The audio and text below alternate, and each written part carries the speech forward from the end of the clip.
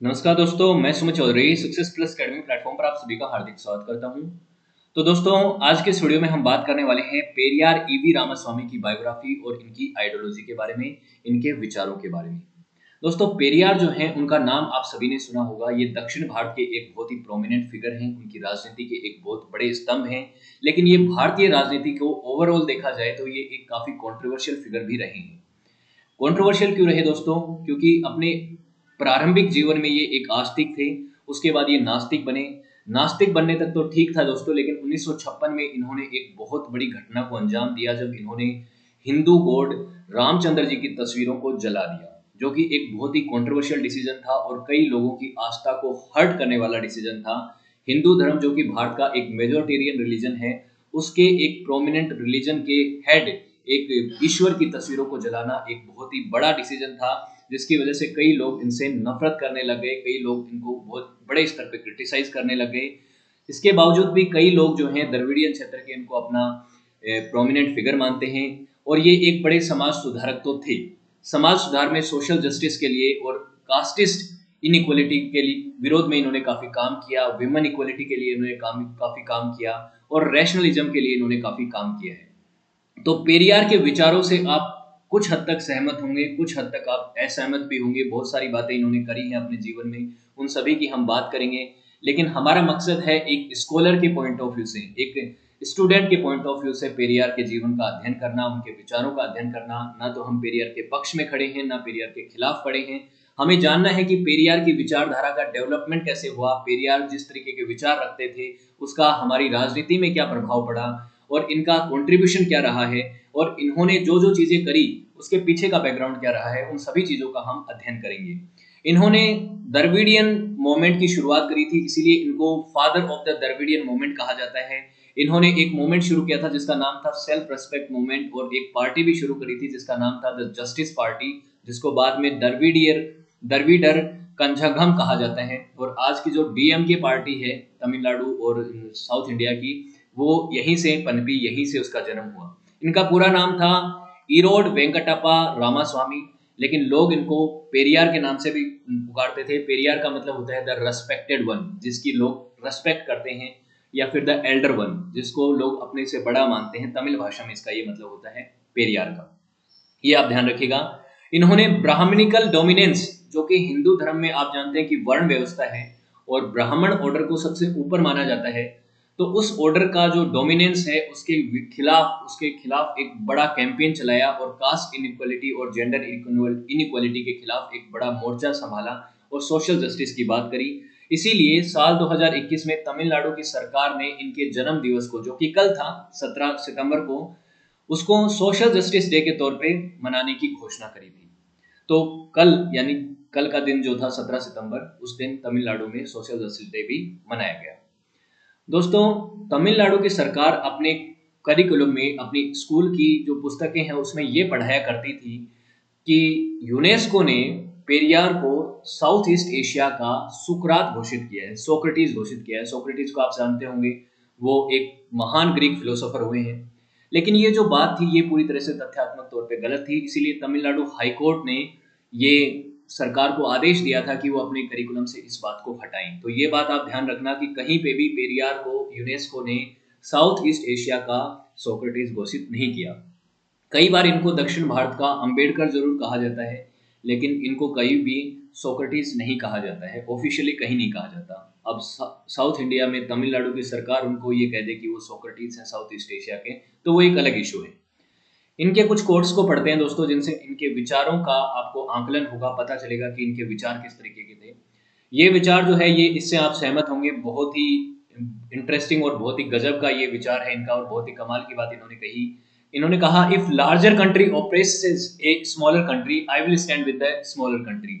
अगर एक बड़ा देश एक छोटे देश का ऑपरेस करता है, एक छोटे देश को एक तरीके से शोषित करता है, तो मैं हमेशा उस छोटे देश के साथ खड़ा रहूंगा जो कि शोषित है। अगर वही छोटा देश वही या फिर कोई भी एक छोटा देश जिसके अंदर एक रिलीजन जो है वो मेजोरिटी में है, और वो मेजोरिटी रिलीजन जो है वो माइनॉरिटी रिलीजन का शोषण करता है, तो मैं माइनॉरिटी रिलीजन के साथ खड़ा रहूंगा। लेकिन अगर एक माइनॉरिटी रिलीजन के अंदर एक कास्ट है और वो डोमिनेट करती है दूसरी कास्ट के ऊपर, तो मैं जो छोटी कास्ट है और जिसके ऊपर डोमिनेशन हो रहा है उस कास्ट के साथ खड़ा रहूंगा। लेकिन किसी ओप्रेस्ड कास्ट के अंदर, अगर किसी शोषित कास्ट के अंदर भी कोई एक एम्प्लॉयर है, वो अपने एम्प्लॉय का शोषण करता है, तो मैं उस एम्प्लॉय के साथ खड़ा रहूंगा। अगर एक एम्प्लॉय अपने घर जाके अपनी बीवी का शोषण करता है, तो मैं उसकी बीवी के साथ खड़ा रहूंगा। मैं बेसिकली ओवरऑल ऑपरेशन के खिलाफ हूँ, मैं शोषण के खिलाफ हूँ, और शोषण ही मेरा सबसे बड़ा दुश्मन है।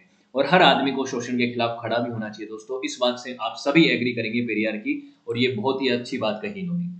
लेकिन ये जो दूसरा कोट है, इससे कुछ लोग सहमत हो सकते हैं, कुछ लोग सहमत नहीं होंगे। ये कहा इन्होंने कि there is no God, there is no God at all, he who invented God is a fool, he who propagate God is a scoundrel, he who worship God is a barbarian. भगवान का कोई अस्तित्व नहीं है, पेरियार ने कहा। जो व्यक्ति भगवान को जिसने इन्वेंट किया वो सबसे बड़ा बेवकूफ था। जो ईश्वर के होने का दावा करता है वो एक नंबर का बदमाश है, और जो ईश्वर की पूजा करता है वो एक बर्बर है, वो बारबरिक है, बारबेरियन है। तो आप इस बात से कैसे सहमत हो सकते हैं? कुछ मायनों में देखिए, आप नास्तिक हैं, ठीक है, लेकिन कोई व्यक्ति अगर धर्म का इस्तेमाल पॉलिटिकली नहीं कर रहा है, अपने धर्म का इस्तेमाल किसी दूसरे को नुकसान पहुंचाने में नहीं कर रहा है, अपने ईश्वर की पूजा कर रहा है, तो वो बारबेरियन कैसे हुआ, वो बर्बर कैसे हुआ? नास्तिक होना ठीक है, हो सकते हैं कोई भी व्यक्ति की, कोई इश्यू नहीं है। आप आस्तिक हैं, नास्तिक हैं, ये अपना पर्सनल विषय है। लेकिन नास्तिक होने का मतलब कहीं भी ये नहीं है कि दूसरों के ऊपर अटैक करना, दूसरों की आस्था को टारगेट करना, ये नहीं है। हाँ, अगर कोई व्यक्ति अपने धर्म का इस्तेमाल दूसरों के ऊपर डोमिनेट करने के लिए कर रहा है, तो आप उसका विरोध कर सकते हैं। लेकिन यहाँ पे पेरियार के जो विचार हैं वो काफी एक्सट्रीमिस्ट नजर आते हैं। यहाँ पे एक बात उन्होंने और कही, you can not expect any rational thought from a religious man, he is like a rocking log in water. एक व्यक्ति जो कि रिलीजियस है, धार्मिक व्यक्ति से आप रैशनल होने का बिल्कुल भी एक्सपेक्टेशन नहीं रख सकते। मतलब कोई भी व्यक्ति जो है वो रैशनल बात करेगा, न्याय संगत बात करेगा, अगर वो धार्मिक है, तो इसकी आप एक्सपेक्टेशन नहीं रख सकते। पेरियार ऐसा कहते हैं, वो व्यक्ति एक रॉकिंग लॉग की तरह है पानी में, जो कि तैर नहीं सकता। ऑब्वियसली ये बात इन्होंने कही, आप इससे सहमत हो या नहीं सहमत हो, आपकी मर्जी। तीसरी एक और बात कही, इससे आप सहमत हो सकते हैं, बिल्कुल सहमत होंगे। We have to talk about something that is conductive to knowledge for good of people, that makes people knowledgeable और नॉलेज ग्रो। लोगों की नॉलेज को ग्रो करने के लिए हमें हमेशा कंडक्टिव नॉलेज के बारे में बात करनी चाहिए, हमें साइंटिफिक होना चाहिए। ये बातें इन्होंने कही। ऑब्वियसली आपको साइंटिफिक थॉट रखनी चाहिए, आपको रेशनल थॉट रखनी चाहिए, आपको रीजन के बारे में बात करनी चाहिए। और रीजनिंग के मामले में पेरियार बहुत कमाल के थे। वो हमेशा रीजन की बात करते थे, हमेशा न्याय संगत बात करते थे। कुछ मामलों में आप न्याय संगत नहीं मानोगे, लेकिन सोशल जस्टिस के मामले में अगर बात करें, समाज सुधारक के तौर पे उनको देखें, तो वो सही बातें करते थे बहुत जगहों पे, जो कि आपको आगे नजर भी आ जाएंगी। तो उन क्षेत्रों में इनका काफी नाम था, उसकी वजह से लोग इनको फॉलो भी करते थे, यूथ भी फॉलो करती थी और बड़े लोग भी फॉलो करते थे। इरोड वेंकटप्पा रामास्वामी, ईवी रामास्वामी जो इनका नाम था, इनका जन्म 17 सितंबर 1879 को हुआ। एक कन्नड़ बलिजा मर्चेंट फैमिली में इनका जन्म होता है, ईरोड नामक जगह पे, जो कि उस समय मद्रास प्रेसिडेंसी के कोयम्बटूर डिस्ट्रिक्ट में आता था। मद्रास प्रेसिडेंसी आप जानते हैं कि एक बहुत बड़ी प्रेसिडेंसी थी, तो उसके अंदर आज का मद्रास रीजन ही नहीं, बड़ा रीजन आया करता था। मद्रास, कोलकाता और बॉम्बे जो है, तीन मेन प्रेसिडेंसी होती थी ब्रिटिश गवर्नमेंट की। तो उस समय इनका जन्म होता है। रामास्वामी के पिता का नाम था वेंकटप्पा नैयर, या वेंकटा उनको कहा जाता है। उनकी मदर का नाम था चेन्नई मोथामल। देखिए, मुझे साउथ इंडिया की लैंग्वेज इतनी अच्छे से आती नहीं है, तो मैं कई बार उनके नाम प्रोनाउंसिएशन में इतना अच्छे से नहीं कर पाता हूँ, तो उसके लिए मुझे माफ कीजिएगा। इनके एक बड़े भाई थे जिनका नाम था कृष्ण स्वामी, और इनकी दो छोटी बहन थी जिनका नाम था कनम्मा और पोटुंथी। पेरियार इनको लोग प्यार से बोलते थे, और पेरियार का मतलब होता है रेस्पेक्टेड वन और the Elder one in the Tamil language. इनको तमिल और कन्नड़ दोनों भाषाएं आती थी। रामास्वामी जब 19 वर्ष के थे, तब इनकी पहली बार शादी हुई थी। लेकिन इनकी जो वाइफ थी, उनका 1933 में देहांत हो गया, और इनसे एक बेटी भी थी, उनकी भी डेथ हो गई थी, वो जब 5 महीने की थी। लेकिन उसके बाद रामास्वामी ने 70 वर्ष की उम्र में एक 32 वर्ष की महिला से शादी करी साल 1948 में, जिसकी वजह से कई लोग इनसे नाराज भी हो गए थे, क्योंकि ये वुमेन राइट्स की बात करते थे। लेकिन अपने से आधी से भी कम उम्र की महिला से इन्होंने विवाह किया था, जिनका नाम था मणिमलाई। ये इनकी सेकंड वाइफ थी, जो कि इनकी डेथ तक इनके साथ थी और उन्होंने सोशल वर्क में इनका साथ दिया। ये कोई शादी जो थी वो ज़बरदस्ती वाली शादी नहीं थी, मर्जी से थी, लेकिन फिर भी अपने से आधी उम्र से कम उम्र की महिला से शादी करना इनके लिए, इनके कई लोग जो है वो इनके इस चीज़ से, इस डिसीजन से खुश नहीं थे। द्रविडर कंजगम पार्टी की इन्होंने शुरुआत करी थी और इनके आइडिया जो है उनकी अब हम बात करेंगे। ये इनकी पत्नी है, धर्म पत्नी है इनकी। एजुकेशन और कास्ट डिलीटेशन की बात करते हैं। साल 1929 में रामास्वामी ने ये डिक्लेयर कर दिया कि वो अपनी कास्ट को छोड़ रहे हैं। कास्टिज्म वगैरह के शुरुआत से खिलाफ थे।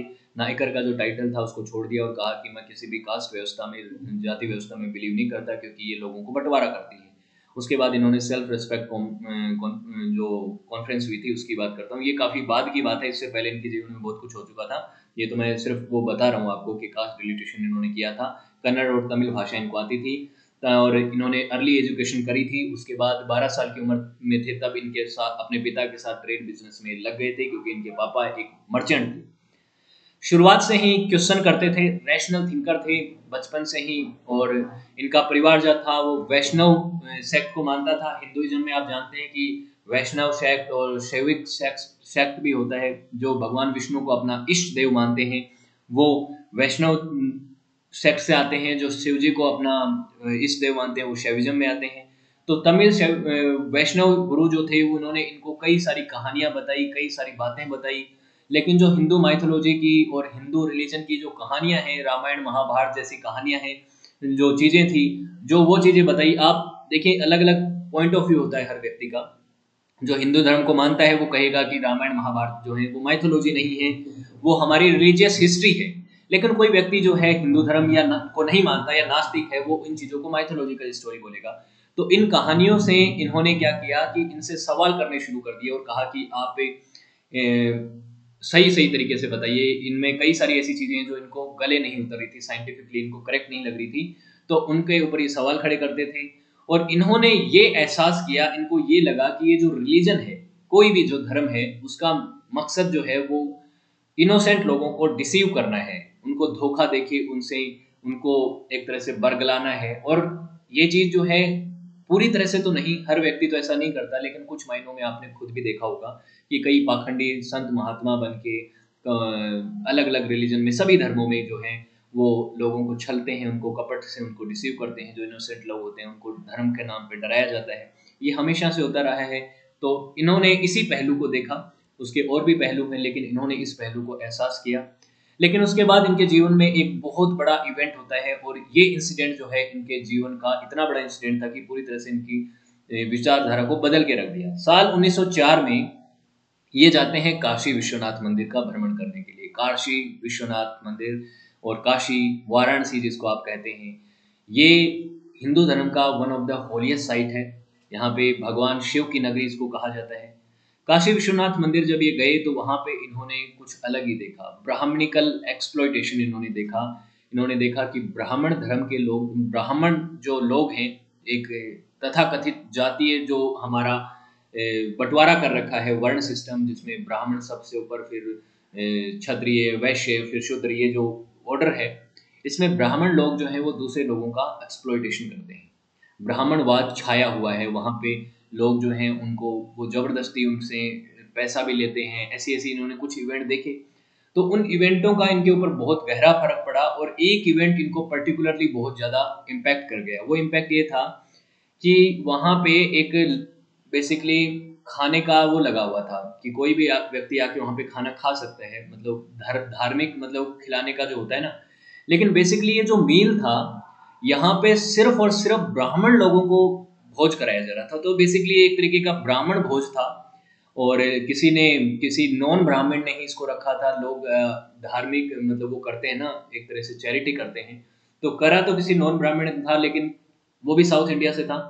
और सिर्फ जिस यहाँ पे जीवने का जो व्यवस्था थी वो सिर्फ ब्राह्मणों के लिए थी।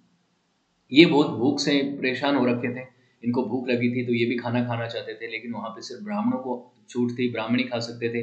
तो इन्होंने अपना भेष बदला, टीका लगाया, एक चेस्ट के ऊपर सेपरेट थ्रेड लगाई और उसके बाद इन्होंने सोचा कि मैं भी खाना खाने चलता हूँ। लेकिन इनकी मूछें थी और वहाँ पे जो गेट कीपर था उन्होंने इनको देख लिया और पकड़ लिया और कहा कि एक हिंदू शास्त्रा में जो प्रॉपर ब्राह्मण होता है वो कभी भी इस तरीके की मूछें नहीं रखता जिस तरीके की तुम रख रहे हो, और तुम ब्राह्मण हो ही नहीं सकते। इनको अंदर नहीं घुसने दिया गया, और ना केवल घुसने से मना किया गया बल्कि इनको बहुत ज़्यादा अपमानित किया गया और रूडली इनको यहाँ से परिसर से बाहर फेंक दिया गया। इससे ये बहुत ज़्यादा आहत हो गए और इनकी सेल्फ रिस्पेक्ट को बहुत ठेस पहुंची। लेकिन दोस्तों, भूख जो है वो सारी सेल्फ रिस्पेक्ट को साइड कर देती है। इतना भूखे थे, इतना परेशान हो रखे थे, पैसा जेब में था नहीं, तो वहां पे जो लेफ्ट ओवर बचा हुआ था खाना, जूठन बची हुई थी, पतले बची हुई थी, उस स्ट्रीट के फूड को इन्होंने खाना शुरू कर दिया। वही खा के इन्होंने अपना पेट भरा।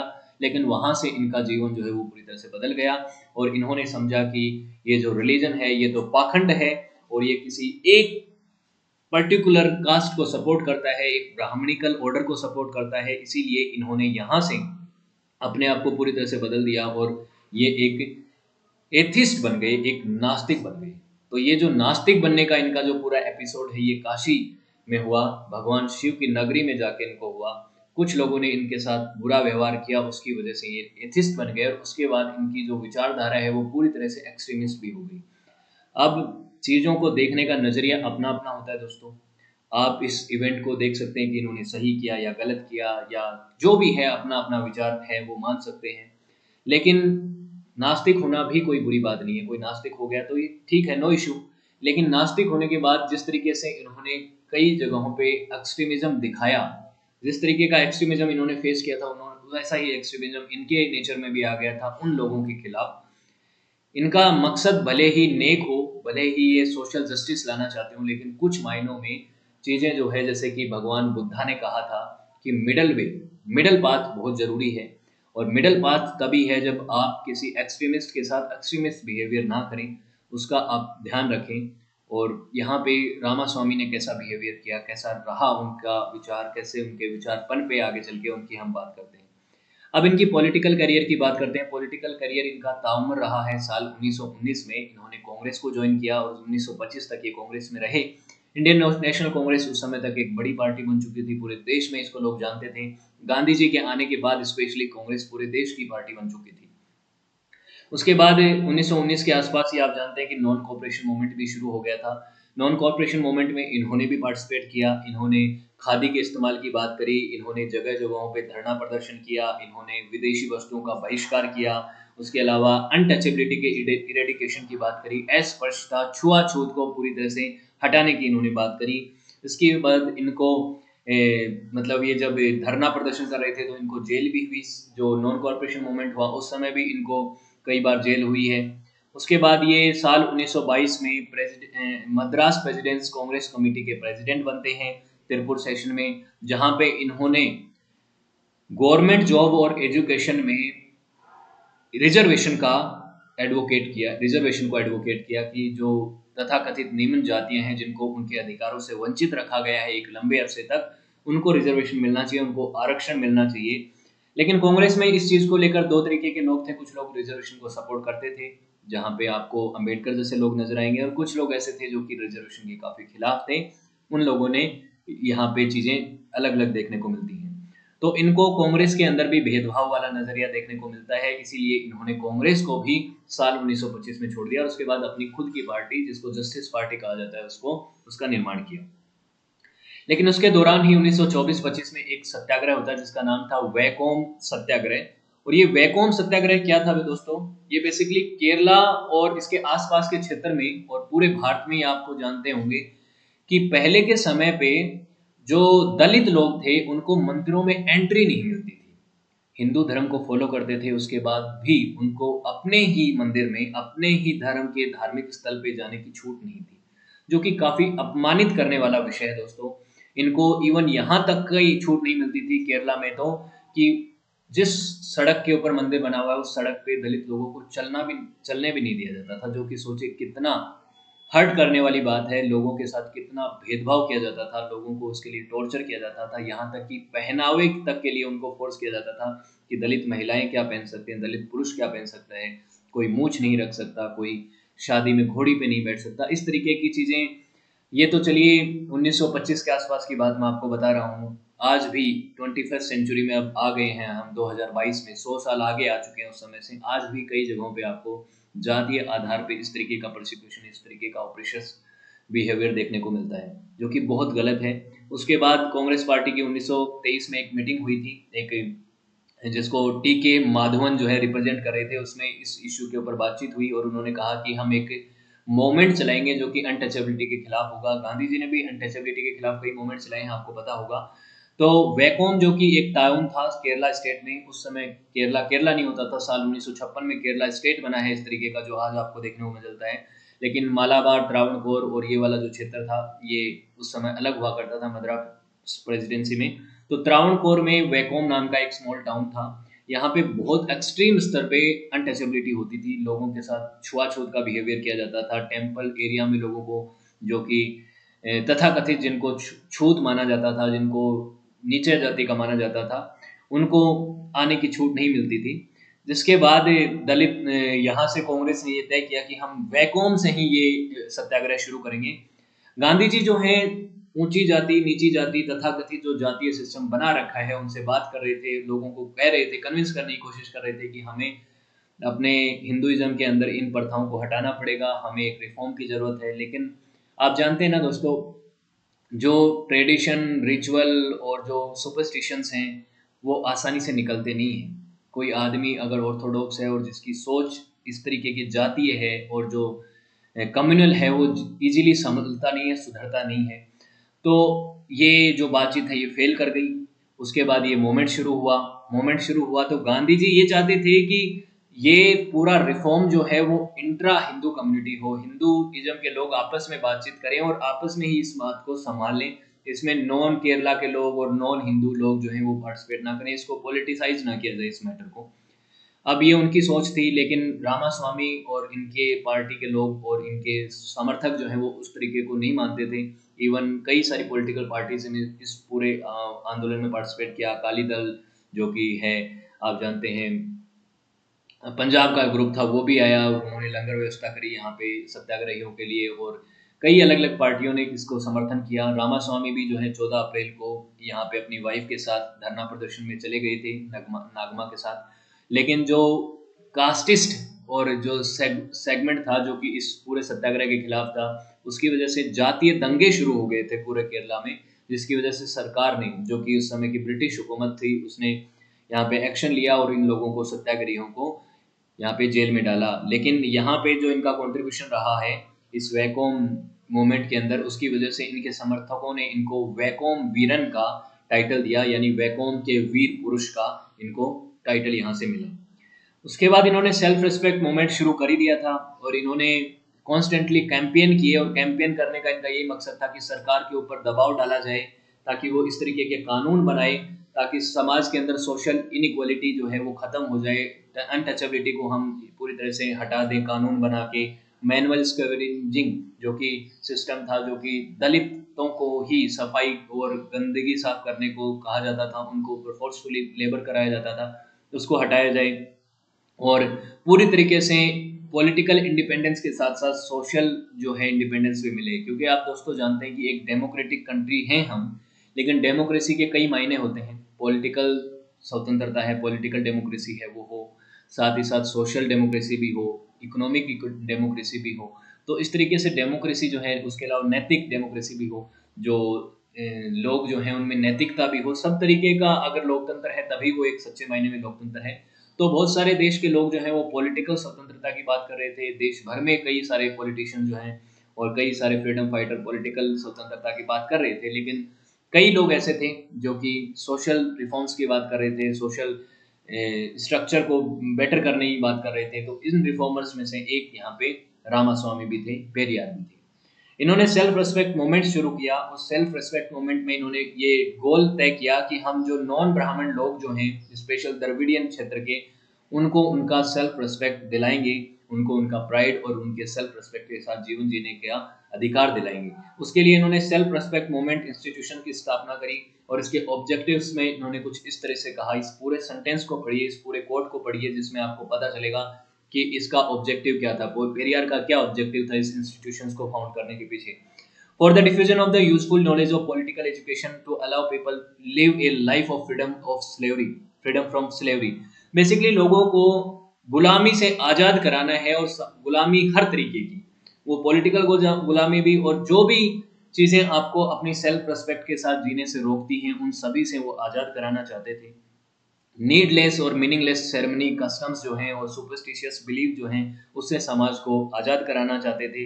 जो अंधविश्वास वाला जो चीज़ें हैं उनको समाज से हटाना चाहते थे और साइंटिफिक सोसाइटी का डेवलपमेंट करना चाहते थे। उसके अलावा कास्ट, रिलीजन और कम्युनिटी के आधार पे लोगों के ऊपर जो भेदभाव होता है उसको हटाना चाहते थे, कि किसी का जन्म कहीं हुआ है, उस जन्म के आधार पे उसमें भेदभाव है, उसको नहीं बर्दाश्त किया जाना चाहिए। उसके लिए समाज में एक तौर तरीका बदलना होगा। उसके अलावा इन्होंने कहा सुपीरियर और इन्फीरियर का जो टैग है उसको हटाना पड़ेगा, कि ये ऊपर है ये नीचे है, इसको हटाना पड़ेगा।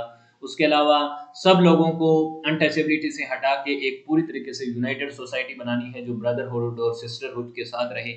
सबको बराबरी का अधिकार हो, औरतों को बराबरी का अधिकार हो, चाइल्ड मैरिज जो है उनको प्रिवेंट किया जाए, बाल विवाह को रोकें। उसके अलावा विडो मैरिज हो, इंटर कास्ट मैरिज हो, इंटर रिलीजियस मैरिज हो, जो कि उस समय के हिसाब से काफी एक प्रोग्रेसिव सोच थी, होनी चाहिए। ठीक है, अलग अलग लोगों की अलग विचारधाराएं होंगी इसमें, लेकिन ये प्रोग्रेसिव सोच इनकी थी।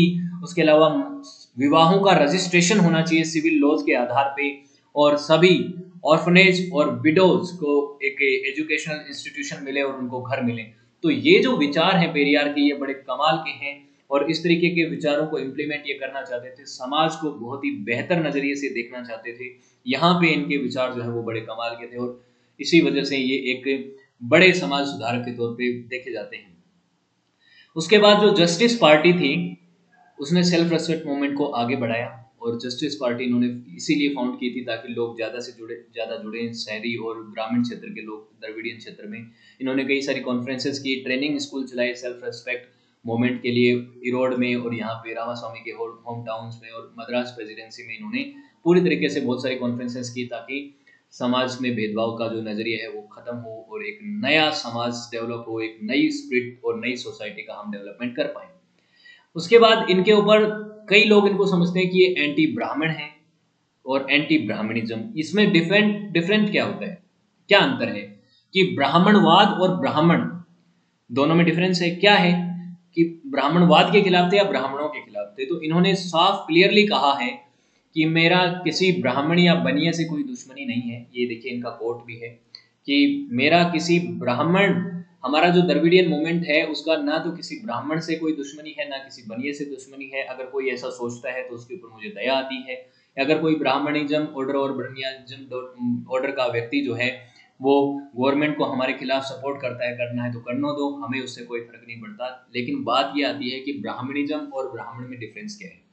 ब्राह्मणवाद जो है दोस्तों वो एक सोच है, रिप्रेजेंट करती है। कुछ लोग इसको एक सोच मानते हैं और मानते हैं कि जो लोग एक तथाकथित वर्ण सिस्टम ब्राह्मण को ऊपर मानते हैं और बाकियों को निम्न कैटेगरी का मानते हैं वो ब्राह्मणवादी हैं, वो ब्राह्मणवाद के सपोर्टर हैं, जो कि ब्राह्मण ग्रुप को, ब्राह्मण वर्ग को जो है वो औरों से ऊपर समझते हैं। लेकिन ब्राह्मण वो नहीं है। हर एक ब्राह्मण अपने आप को ऐसा तो नहीं समझता कि वो ऊपर है बाकी नीचे है। तो इनका ये मानना था जो आदमी ब्राह्मणवाद को सपोर्ट करता है हम उसके खिलाफ हैं, ब्राह्मण के खिलाफ नहीं है। तो ये बात इन्होंने कही। हालांकि ये जो ब्राह्मणवाद जो शब्द है इससे जो ब्राह्मण कम्युनिटी के लोग हैं वो नाराज हो जाते हैं। उनका मानना है कि हमारी हमारी जाति का इस्तेमाल करके एक आइडियोलॉजिकल तुम उसको फंक्शन क्यों बोलते हो।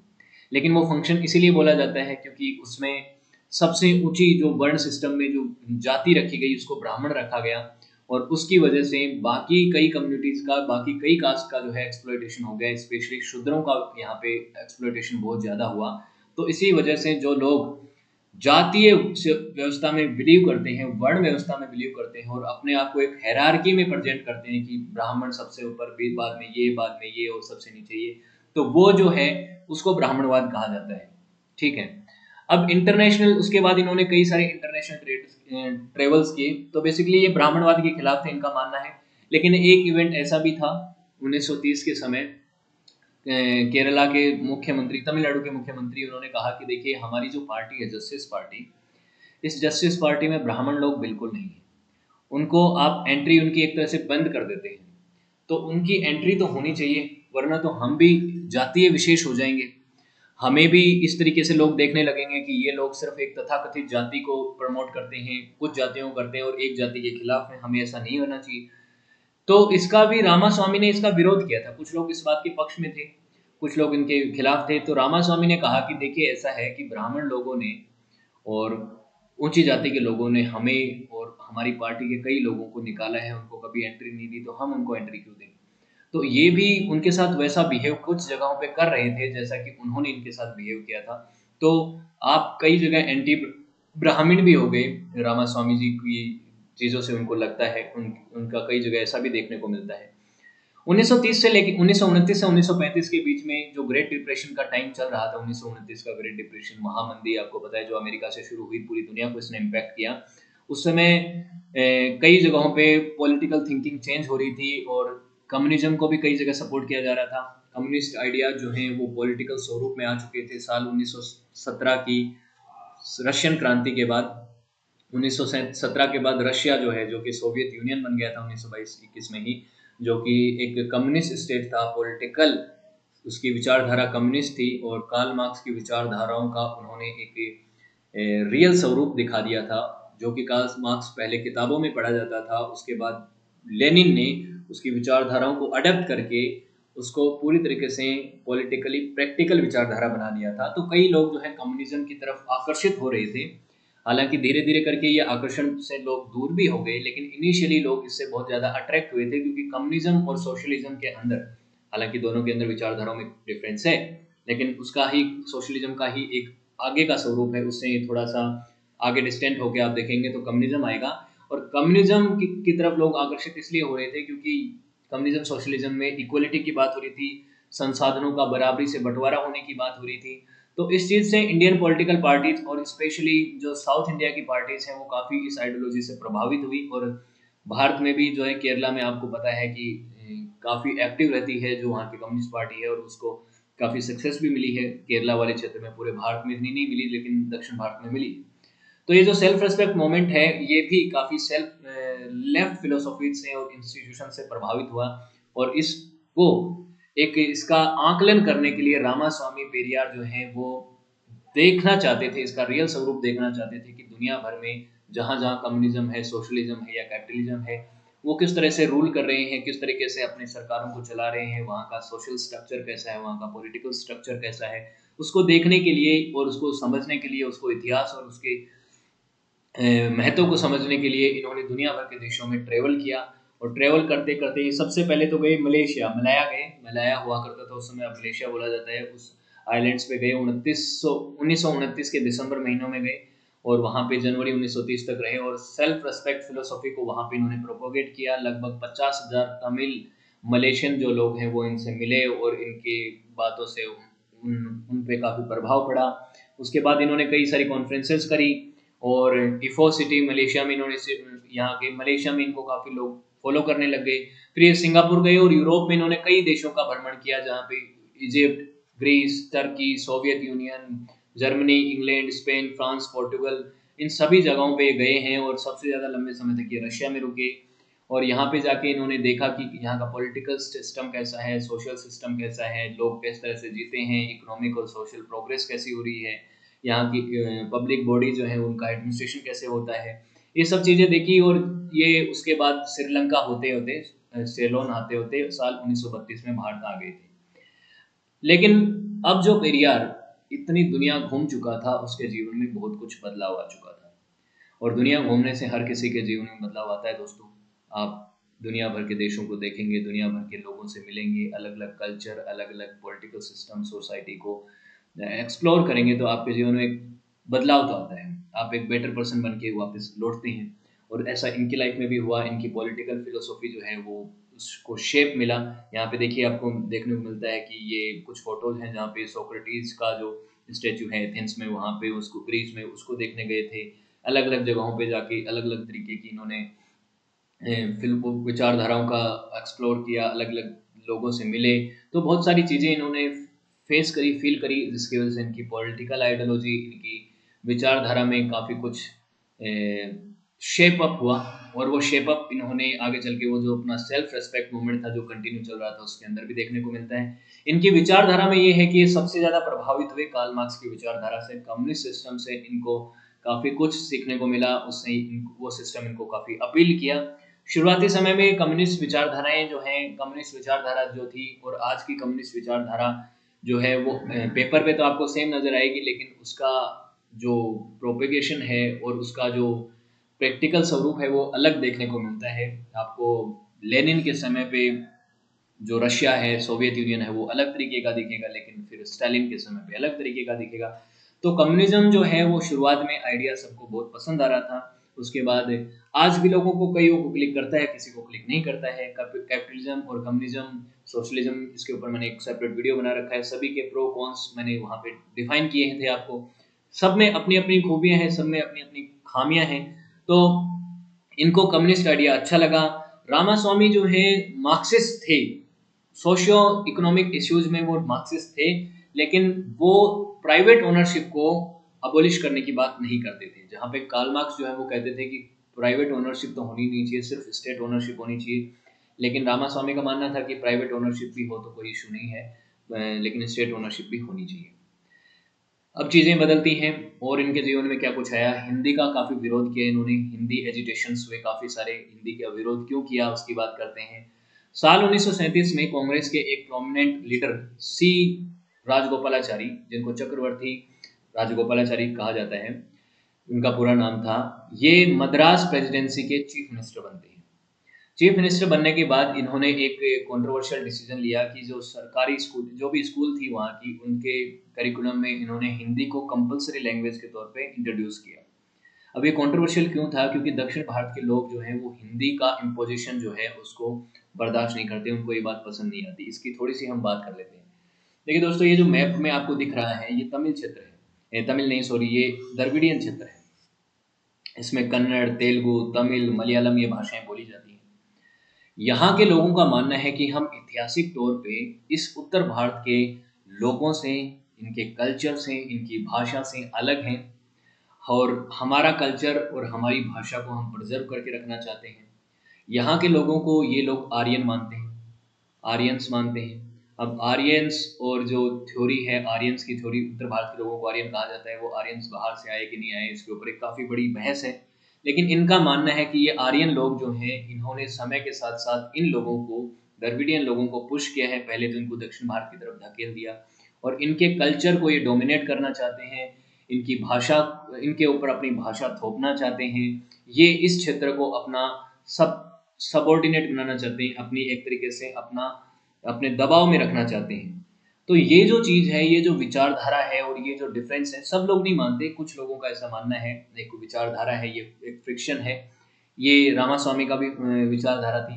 रामास्वामी का मानना था कि दक्षिण भारत के लोगों की अपनी भाषा है, तमिल, तेलुगु, कन्नड़, मलयालम हम बोलते हैं, हम पे किसी दूसरी भाषा को थोपना नहीं चाहिए। और अंतिम स्तर पे जब भारत के लोगों को, और जो लोग थोपना चाहते थे और जो लोग पूरी भारत की भाषा को एक भाषी करना चाहते थे, उनको भी ये बात समझ में आई कि भारत जो है विविधताओं में एकता वाला देश है। यहाँ पे हजारों भाषाएं बोली जाती हैं और उन भाषाओं का अपना महत्व है, अपना कल्चर से जुड़ी हुई हैं, लोगों के मन से, दिल से जुड़ी हुई भाषाएं हैं। तो हम एक पॉलिटिकल एंटिटी के तौर पे एक हैं, लेकिन भारत के कल्चर, भाषाओं को एक नहीं किया जा सकता, कुछ भी थोपा नहीं जा सकता। इसीलिए आगे चल के कभी थोपा भी नहीं गया। और कई लोगों का मानना होगा कि हिंदी भारत की नेशनल भाषा है, लेकिन भारत की कोई नेशनल भाषा नहीं है। हिंदी और अंग्रेजी जो है वो भारत की ऑफिशियल लैंग्वेजेस हैं, ऑफिशियल वर्क के लिए इन दोनों भाषाओं का इस्तेमाल किया जाता है। फिर उसके बाद जब ये सी राजगोपालाचारी ने हिंदी को कंपल्सरी लैंग्वेज के तौर पे इंट्रोड्यूस किया, तो उसके बाद रामास्वामी और ये जो एटी पिनासिलम है, इन्होंने एंटी हिंदू प्रोटेस्ट किए साल 1938 में, पूरे स्टेट में हुए। उसके खिलाफ यहाँ पे जो राजगोपालाचारी की सरकार है, उन्होंने कई जगहों पे बहुत सारे अरेस्ट किए, कई लोगों को यहाँ पे गिरफ्तार किया गया।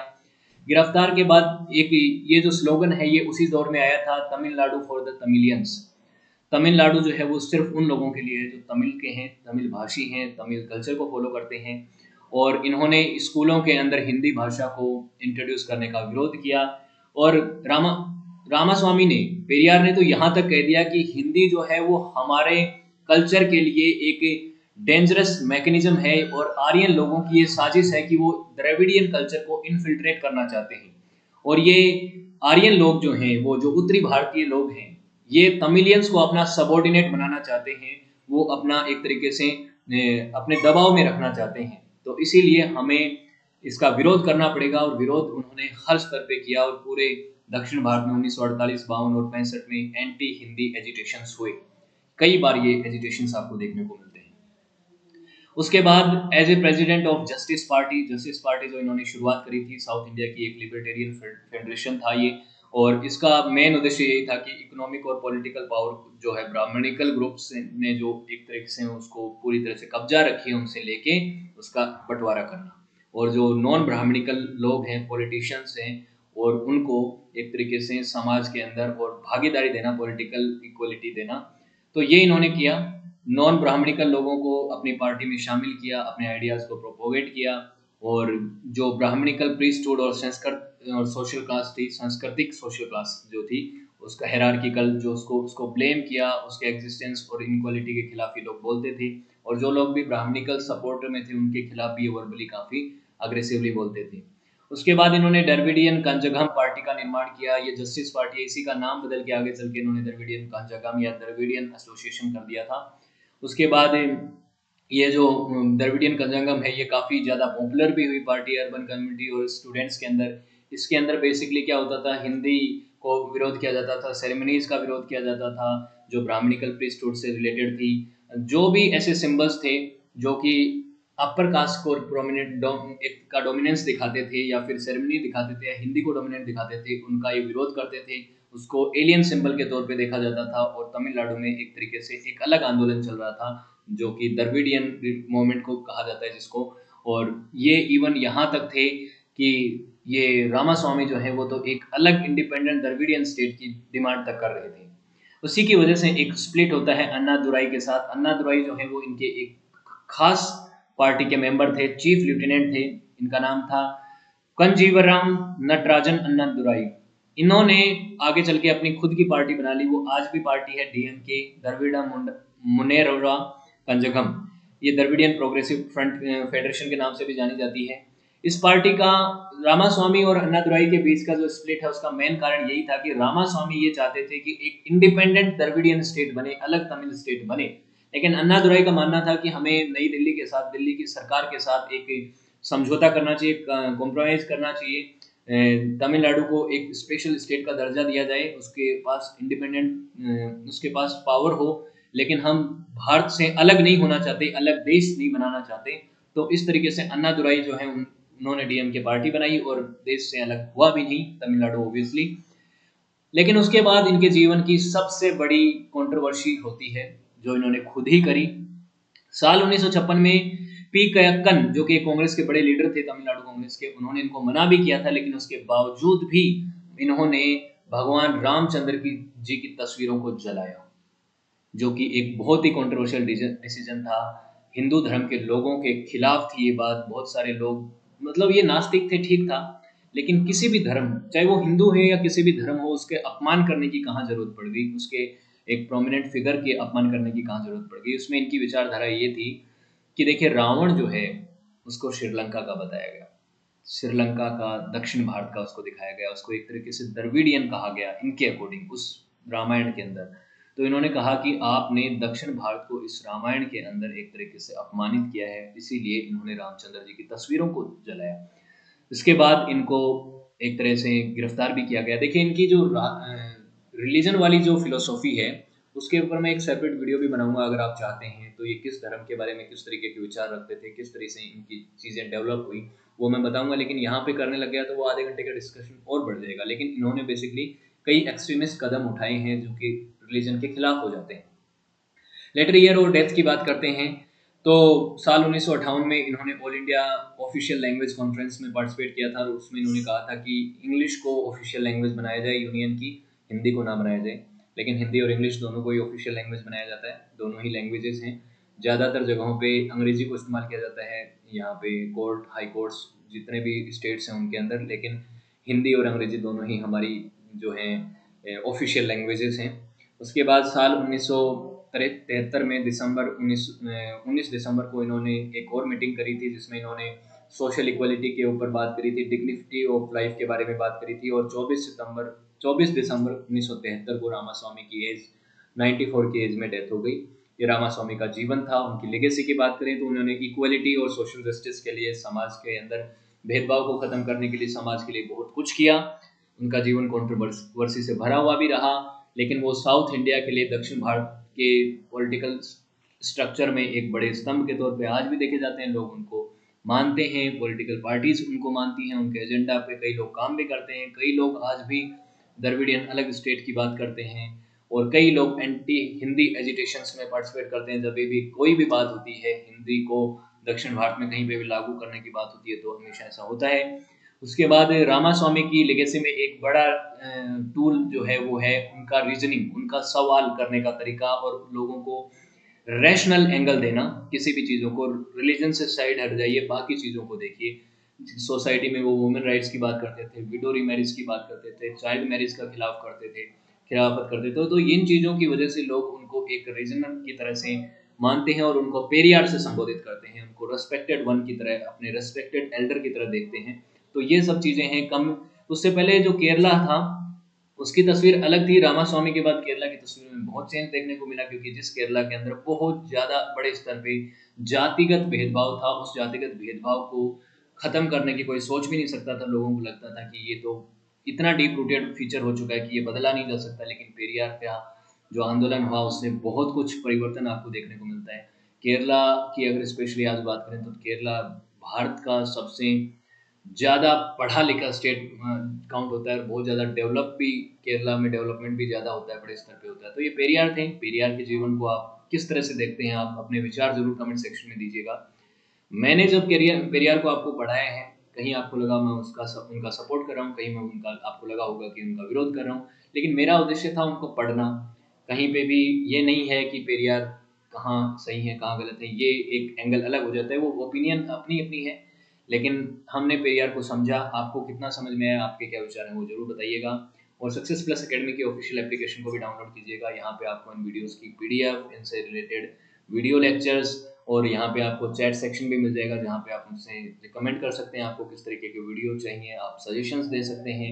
साथ ही आप सक्सेस प्लस एकेडमी का प्रीमियम कंटेंट भी यहाँ पे एक्सेस कर सकते हैं, बहुत ही कम और अप्रोप्रिएट प्राइस में, जहाँ पे आपको इन वीडियो लेक्चर्स की पीडीएफ, इनसे रिलेटेड वीडियो लेक्चर्स और इनसे रिलेटेड टेस्ट भी मिलेंगे, जहाँ से आप अपना आकलन कर सकते हैं, अपने कॉम्पिटिशन एग्जाम्स की घर बैठे तैयारी भी कर सकते हैं। सो thank you so much for watching this video. और वीडियो अच्छा लगा तो लाइक कीजिएगा, शेयर कीजिएगा, और आने वाले वीडियोस को देखने के लिए चैनल को सब्सक्राइब भी कीजिएगा। So thank you so much, have a good day, see you next class.